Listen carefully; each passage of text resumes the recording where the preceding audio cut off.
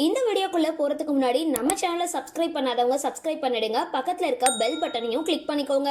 வாங்க வீடியோக்குள்ள போகலாம். விஜய் டிவில டிஆர்பில முதல் இடத்துல இருக்கக்கூடிய சீரியல் அப்படின்னா அது சிறகடிக்க ஆசைதான். இந்த சீரியல்ல கதாநாயகன் முத்து மற்றும் மீனாவுக்கு எவ்வளவு ரசிகர்கள் இருக்காங்களோ அதே அளவுக்கு சீரியலோட வெற்றிக்கு முக்கிய காரணமா இருக்கிற ரோகிணி கதாபாத்திரத்துல நடிச்சிட்டு வர சல்மாவுக்கும் ஏராளமான ரசிகர்கள் கூட்டம் இருக்கு. இவங்க இதுக்கு முன்னாடி ஜீ தமிழ்ல ஒளிபரப்பான அமுதாவும் அன்னலட்சுமியும் அப்படின்ற சீரியல்ல ஒரு முக்கிய கதாபாத்திரத்துல நடிச்சிருந்தாங்க.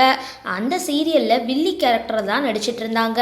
அந்த சீரியல் முடிவடைஞ்ச நேரத்துல தான் இவங்களுக்கு சிறகடிக்க ஆசை சீரியல்ல நடிக்கிற வாய்ப்பு கிடைச்சிருந்தது. இந்த சீரியல்ல இவங்க வில்லியா இல்ல ஐயோ பாவமா அப்படின்ற கேள்விகள் ரசிகர்கள் மனசுல தற்பொழுது உலா வந்துகிட்டு இருக்கு. ஊர்ல இருக்கிற பிரச்சனைகள் எல்லாமே எனக்கு தான் வருமா அப்படின்னு கேட்குற மாதிரி தான் இவங்களுக்கு மட்டும் வார வாரம் ஏதாவது ஒரு பிரச்சனை வந்துகிட்டு இருக்கு. இருந்தாலும் இவங்களுடைய நடிப்பு ரசிகர்கள் மத்தியில பாராட்டப்பட்டு வந்துட்டு இருக்கு. இப்படியான நிலையில ரோகிணியா நடிச்சிட்டு வர சல்மா அருண் தற்பொழுது சன் டிவில ஒளிபரப்பாகிட்டு இருக்க வினோதினி சீரியல்ல களமிறங்கி இருக்காங்க. இந்த சீரியல்ல தெய்வ மகள் சீரியல் பிரபலம் கிருஷ்ணா ஹீரோவா நடிச்சிட்டு வர நிலையில அவருடைய மனைவி பிரிஞ்சு போயிட்டதாகவும் அவர் தன்னுடைய மகனை தனியா வளர்த்துட்டு வர மாதிரியும் தான் கதை இப்போ நகர்ந்துட்டு வருது.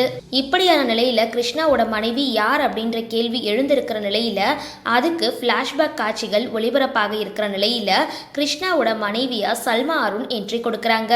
கணவரை டார்ச்சர் செய்யற மனைவி கதாபாத்திரத்துல சல்மா நடிச்சிட்டு இருக்காங்க. அது தொடர்பான ப்ரோமோ தற்பொழுது வெளியாகி இருக்கு.